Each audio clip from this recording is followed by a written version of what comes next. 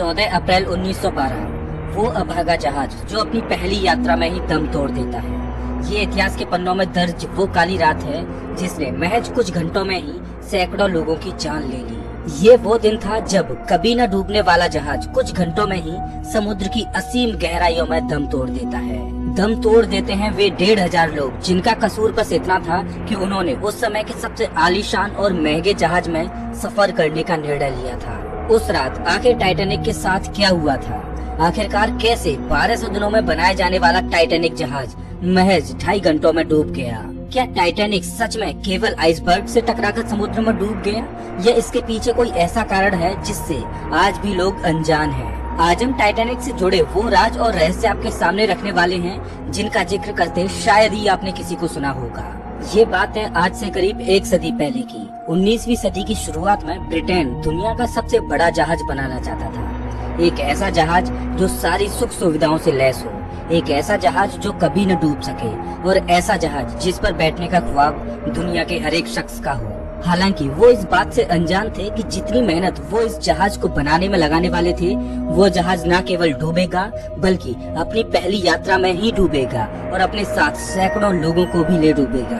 Britain सरकार ने इस जहाज को बनाने का जिम्मा व्हाइट लाइन स्टार कंपनी को सौंपा और सन 1909 में इस जहाज का निर्माण कार्य शुरू हो गया था। इस कभी न डूबने वाले जहाज को बनाने में 3 सालों का समय लगा और 31 मार्च सन 1912 में ये बनकर पूरे तरीके से तैयार हो गया। इस जहाज को बनाने में $7.5 मिलियन यानी कि आज के समय के हिसाब से देखें तो लगभग $200 मिलियन का खर्च आया था। टाइटैनिक को बनाने में उस समय की सबसे आधुनिक टेक्नोलॉजी का प्रयोग किया गया था। ब्रिटेन सरकार चाहती थी कि टाइटैनिक को टक्कर देने वाला कोई जहाज बन ही ना सके और इसीलिए इसे इतना आलीशान और आधुनिक बनाया गया जिसकी कभी किसी ने कल्पना ही नहीं की थी। ये जहाज अपने समय के बाकी अन्य जहाजों से आधुनिकता, आकार और ऐशो आराम जैसे सभी मामलों में काफी आगे था। 3 सालों में 3000 वर्कर्स के साथ बनाया गया ये जहाज सच में ही अद्भुत था। हालांकि आपको ये जानकर हैरानी होगी कि इसे बनाते बनाते 7 लोगों की मृत्यु हो गई और 40 लोग गंभीर रूप से घायल भी हुए थे। टाइटैनिक का कुल वजन 46,000 टन जितना था और ये 882 फीट लंबा था। इतना लंबा कि इसके अंदर 3 फुटबॉल फील्ड समा सकते हैं। अगर इसे वर्टिकली खड़ा कर दिया जाता तो ये उस समय मौजूद सबसे ऊंची इमारत से भी ज्यादा ऊंचा होता। इसका इंटीरियर बेहद खूबसूरत था। इसके अंदर स्विमिंग पूल और जिम भी थे। टाइटैनिक को फर्स्ट क्लास, सेकंड क्लास और थर्ड क्लास रूम्स में विभाजित किया गया था। फर्स्ट क्लास के रूम्स में dining saloon, reception room, restaurant, reading व writing room, smoking room, cafe के साथ और अन्य तरह की सुविधाएं भी थी। अंदर से ये एक महल से कम नहीं था। यहाँ सीढ़ियों के साथ गुम्बद की शेप में रूम्स भी थे जो पुराने समय में राजा रानियों के महलों जैसे ही थे। यात्रा करने के लिए टाइटैनिक के फर्स्ट क्लास रूम की टिकट 2.7 लाख, सेकंड क्लास की टिकट 1 लाख और थर्ड क्लास रूम की टिकट 2000 रुपए थी। बाहर से देखने पर टाइटैनिक और बाकी अन्य जहाजों में आसानी से अंतर किया जा सकता था क्योंकि ये बाकी के अन्य जहाजों के मुकाबले बहुत विशाल था। इस जहाज में कुल 4 चिमनी थी जिसमें से चौथी चिमनी से धुआं नहीं निकलता था। इस चिमनी को लगाया गया था जहाज को खूबसूरत बनाने व स्थिरता प्रदान करने के लिए। टाइटैनिक को चलाने के लिए हर दिन 600 टन कोयले की जरूरत पड़ती थी जिसके लिए उस समय 176 लोगों को काम पर रखा गया था। टाइटैनिक से राख और धुआं दोनों ही निकलते थे जो कि वातावरण के लिए खराब थे। टाइटैनिक को इतने ज्यादा कोयले की जरूरत पड़ रही थी कि कोयले की कमी ही होने लग गई। इसी वजह से व्हाइट लाइन स्टार कंपनी द्वारा बनाए गए 2 अन्य जहाजों की यात्राओं को रद्द करना पड़ गया। टाइटैनिक में सेफ्टी का पूरा ध्यान रखा गया था। इतने बड़े और मजबूत टाइटैनिक का निचला हिस्सा 16 अलग अलग वाटर टाइट कंपार्टमेंट से बनाया गया था। अगर 16 में से 4 कंपार्टमेंट्स में भी पानी भर जाता तब भी ये जहाज समुद्र में नहीं डूब सकता था। इसके अलावा इसका बेस 2 लेयर से मिलकर बना था। अगर निचला वाला लेयर टूट भी जाता तब भी जहाज सुरक्षित रहता, ऐसा वाटर लाइन स्टार कंपनी का कहना था। टाइटैनिक के इन्हीं 2 सेफ्टी फीचर्स के कारण उसे द अनसिंकेबल शिप यानी कि कभी न डूबने वाला जहाज कहा जाता था। टाइटैनिक की कहानी शुरू होती है 10 अप्रैल 1912 को। इसी दिन टाइटैनिक अपनी पहली यात्रा पर निकला था। टाइटैनिक जहाज का प्रचार बेहद जोरों शोरों से किया गया था, इसीलिए यात्रा से पहले इसकी एक झलक देखने के लिए ही हजारों लोग समुद्र के किनारे एकत्रित हुए थे। 10 अप्रैल 1912 को 924 यात्रियों के साथ टाइटैनिक साउथहैम्पटन से न्यूयॉर्क के लिए रवाना हुआ। 42 किलोमीटर प्रति घंटे की रफ्तार से ये 10 अप्रैल को ही शाम के समय चरबर्ग पहुंचा। चरबर्ग से 274 यात्रियों को लेकर टाइटैनिक 11 अप्रैल को आयरलैंड के क्वींस टाउन पहुंचा, जहां से 130 और यात्री टाइटैनिक पर बैठे और यहां से जहाज सीधा न्यूयॉर्क के लिए रवाना हुआ। जहाज अपनी फुल स्पीड 40 किलोमीटर प्रति घंटे की रफ्तार से यात्रा कर रहा था। आयरलैंड से न्यूयॉर्क जाते जाते टाइटैनिक को रास्ते के बीच आइसबर्ग होने की चेतावनी मिलने लगी, लेकिन जहाज के कैप्टन स्मिथ इन चेतावनियों को नजरअंदाज करते रहे। दरअसल ऐसा कहा जाता है कि व्हाइट लाइन स्टार कंपनी के चेयरमैन ने कैप्टन स्मिथ को कहा था कि जहाज की गति को धीमा न किया जाए, ताकि जहाज एक दिन पहले ही अपनी मंजिल तक पहुंच जाए। और टाइटैनिक विशालता और भव्यता के साथ साथ अपनी रफ्तार के कारण भी सुर्खियों में आ जाए। आइसबर्ग की पहली चेतावनी मिलने के बाद जहाज की डायरेक्शन को 2 बार मोड़ा गया, लेकिन इसकी गति को कम नहीं किया गया। 2 दिन बाद टाइटैनिक अटलांटिक ओशियन में होता है। सूरज ढलता है और रात का समय हो जाता है।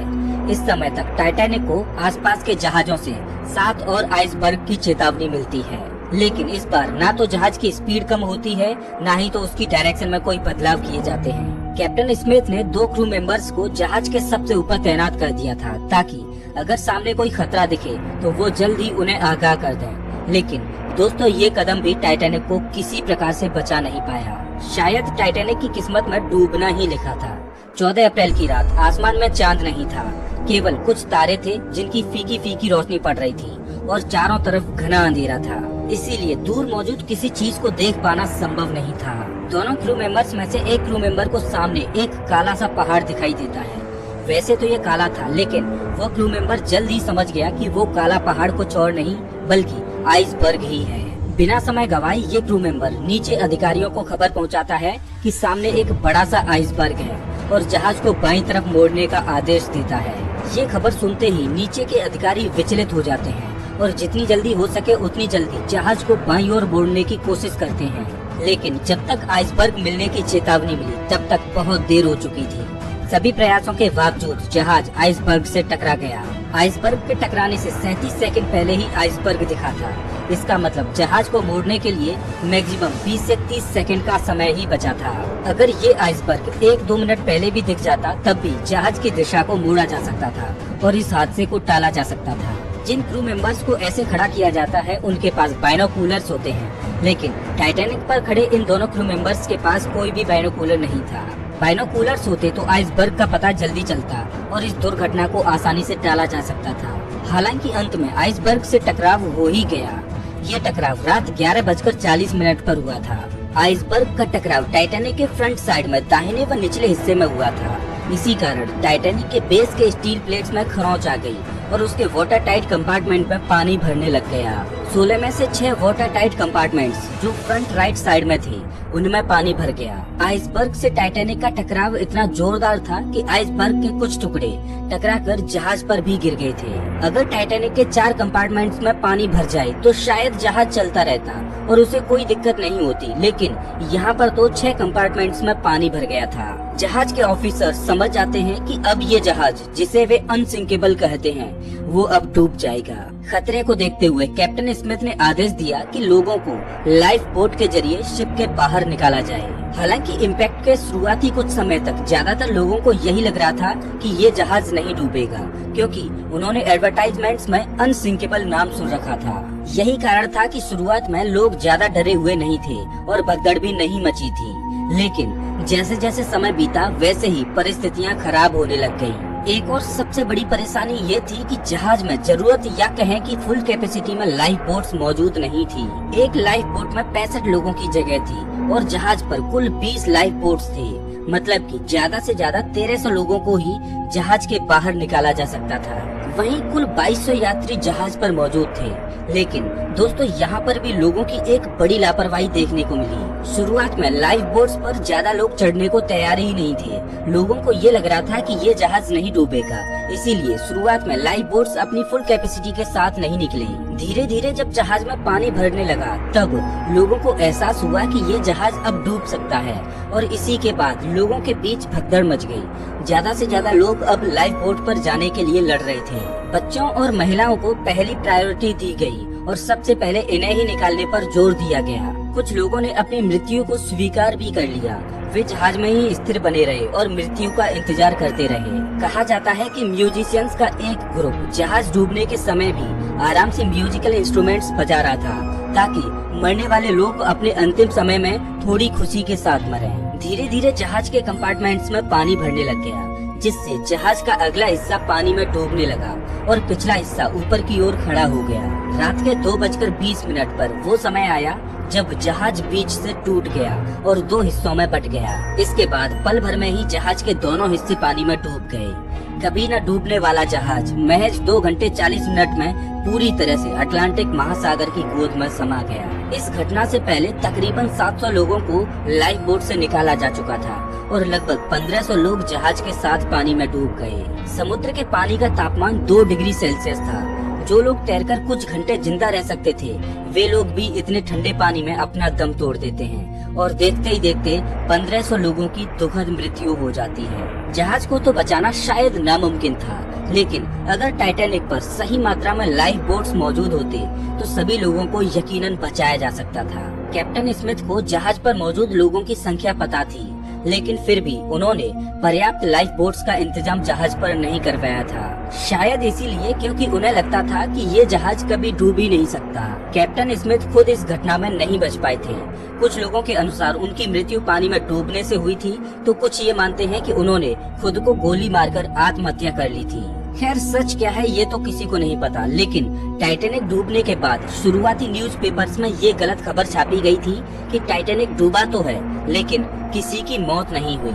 2 दिन बाद ही खबरें आती हैं कि लगभग 1500 लोग इस घटना में मारे गए। खैर इसके अलावा इस दुर्घटना के बाद समय समय पर सवाल भी उठते रहे कि आखिरकार इतना मजबूत और शक्तिशाली जहाज कैसे महज एक आइसबर्ग के टकराने से डूब गया। उस समय की सबसे उम्दा टेक्नोलॉजी से बना जहाज एक आइसबर्ग के इम्पैक्ट को क्यों नहीं झेल पाया। दुर्घटना के बाद इस विषय पर काफी रिसर्च की गई और रिसर्चर्स को जो पता चला उसने सभी के होश उड़ा दिए। रिसर्चर्स को पता चला कि टाइटैनिक के डूबने की असली वजह महज वो आइसबर्ग नहीं, बल्कि वो आग भी थी जो टाइटैनिक के बेस या कहें कि निचले हिस्से में लगी हुई थी। ये आग टाइटैनिक के समुद्र में यात्रा करने के पहले से ही लगी हुई थी। टाइटैनिक में लगी इस आग का जीता जागता सबूत है टाइटैनिक की यात्रा से पहले की ली गई तस्वीरें, जिसमें टाइटैनिक के निचले हिस्से में एक काले धब्बे को साफ साफ देखा जा सकता है। ये काला धब्बा कुछ और नहीं बल्कि लगी हुई आग का ही निशान था। इस धब्बे को सबसे पहली बार एक जर्नलिस्ट ने नोटिस किया था और जब उस जर्नलिस्ट ने रिसर्चर्स को इसके बारे में बताया और जब इस पर रिसर्च की गई तो पता चला कि वो धब्बा जहाज के अंदर लगी आग का ही नतीजा रहा होगा।